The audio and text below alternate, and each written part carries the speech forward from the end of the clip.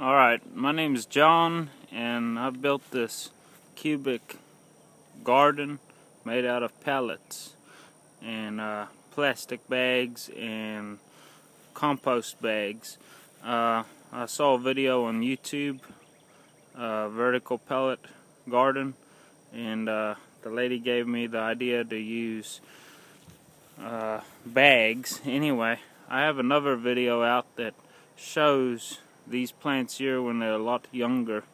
Actually, just when I set them in, I bought the little plants at Walmart and set them in, and they've really grown up quite large. I'm going to show you how I've got it rigged up back here. Okay, this one is done with like just plastic visqueen, old roll we had, and chicken wire on the back and on the front side of this, and that's just to help hold the soil in place. And these are just regular compost bags and potting soil bags, and I've just zip tied them up there. I got lazy and figured why not just try it this way. I haven't filled in this section yet. That's still to come.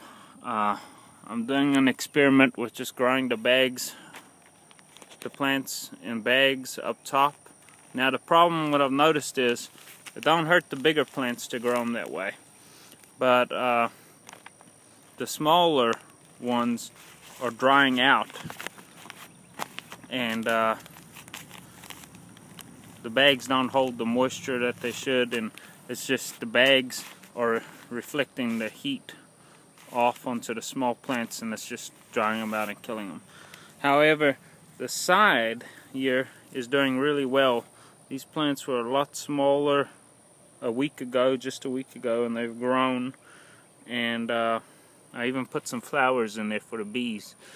We live in town.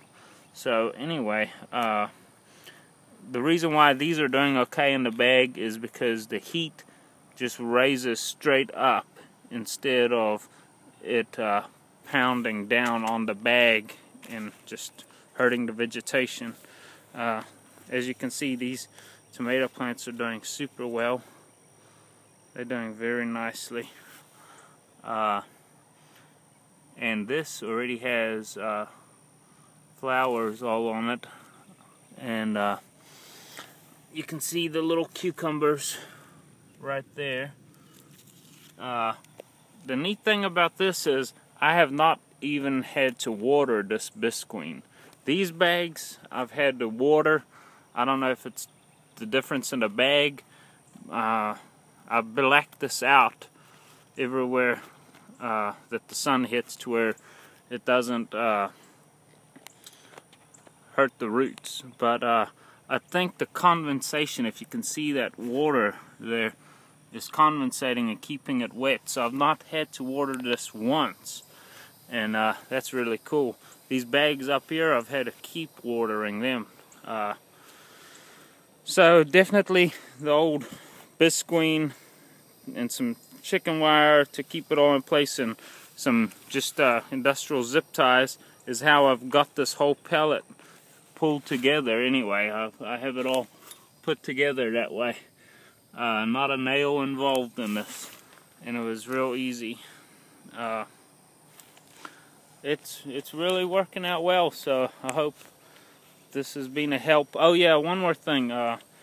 You want to look for heat-treated pallets and not chemical treated.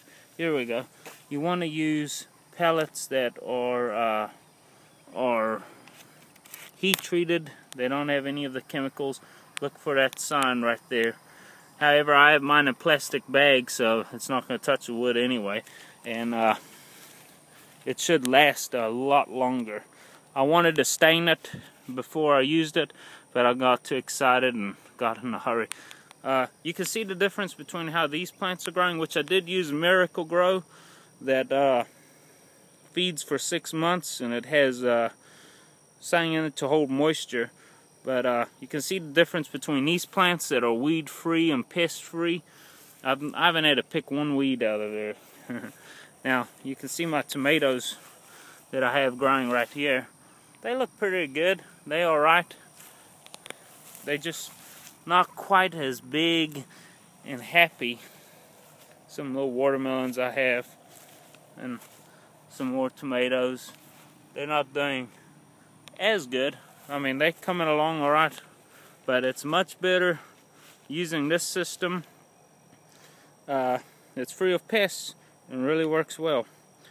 Hope this is helpful to whoever wants to try it. If you have any questions, just feel free to ask.